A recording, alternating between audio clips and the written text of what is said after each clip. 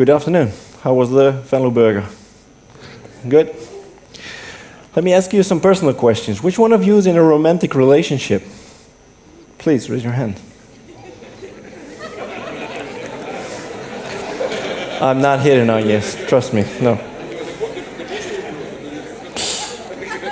Which one of you is lucky enough to have a couple of friends around?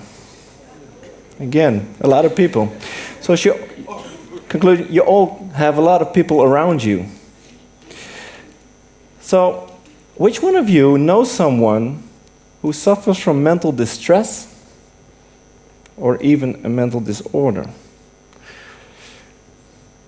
It's a lot harder to raise your hand now, isn't it? 1 out of 4 people in the Netherlands suffer from mental distress, and 1 out of 10 people suffer from a condition that we could diagnose as a mental disease. So please look around you. My talk is about you and the people in your lives. I want to show you how our relatively non-severe mental problems can become from bad to worse very quickly, and how often we create these situations ourselves.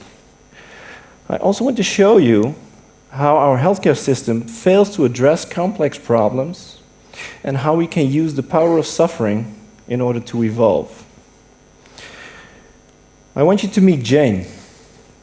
And we all know Jane. She could be your neighbor, your relative, your average colleague. Jane is a 40-year-old woman, and she is married, has 2 children, a son and a daughter, and she works as a secretary in a large company. One day, Jane doesn't show up for work. She was feeling tired for a while, and she reports to her family doctor, and he advises her to take a good rest. So that's what she does. She goes home and she takes a good rest, and this rest takes up to 4 weeks. After 4 weeks, she gets back to work. 6 months later, she drops out again. Same symptoms, but worse. Again, she reports to her family doctor, and he diagnoses her with burnout. He prescribes her antidepressant medication, and again advises her to take a good rest. This time, this rest takes up to 4 months.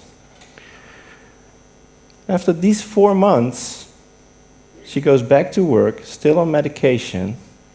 2 months later, she drops out again, 3rd time within a year. Severe depression. She's referred to specialized mental health care for very intensive treatment, and after 1 year of intensive treatment, she ends up at home, losing her job permanently, still depressed. So what's going on? Why is her medication working? Why isn't the therapy working? The real problem that Jane is facing is that she has an addicted son, stealing from her every day, manipulating her every single day, lying to her, threatening her. So every time she was sent home to take a rest by her family doctor, she was sent straight into hell. The question that comes to mind is, why did Jane tell her family doctor about her addicted son? She only asked him to help her with her depression. But on the other hand, the family doctor knows her son. In fact, he knows the whole family, and he also knows that her son is addicted. How come he's only focusing on the symptoms Jane is presenting? And how come that the specialized mental health care is exactly doing the same thing? That's because they're doing their job. The family doctor is doing his job well, focusing on the symptoms his patient is presenting and treating them, scaling up, as does the specialized mental health care, following protocol and treating her with so-called evidence-based treatment. It is, however, the system that doesn't allow them to focus on the main source of the problem. The system is broken. It is the system that does not address complex situations like Jane's adequately. And it is this system failure that made me, as a mental professional healthcare worker, thinking about a drastic change in the way we help people like Jane. And to do so, I want to introduce you to the MAD approach. MAD stands for Motivation Analysis Diagram. And MAD is based on the principle that the level of suffering influences our motivation to take responsibility for our own recovery. And it is taking this responsibility that is a fundamental element in any effective treatment. And in order to show you that it is a real diagram, this is how it looked like, but it tries too far to fully explain the model in full detail, but I will show you its main principles. And the first principle of the MAD approach is that the degree of suffering influences motivation. As you can probably imagine, that if my level of suffering is too low, then I probably won't be motivated to change my behavior or make other choices. On the other hand, if my level of suffering is too high, the chances are that I'm not able to change due to too much pain or pressure. So if I can influence your level of suffering, then I can also influence your behavior. In the case of Jane, the family doctor and the specialized mental health care decreased the level of suffering by treating her symptoms. But therefore, they also decreased her motivation to address the main source of the problem. So, influencing the way of the level of suffering is a key element in the MAD approach. The second main principle is that MAD focuses on the main source of the problem instead of the symptoms that are presented. Again, in Jane's case, we stopped her treatment. We also stopped her medication, and all we did was follow up.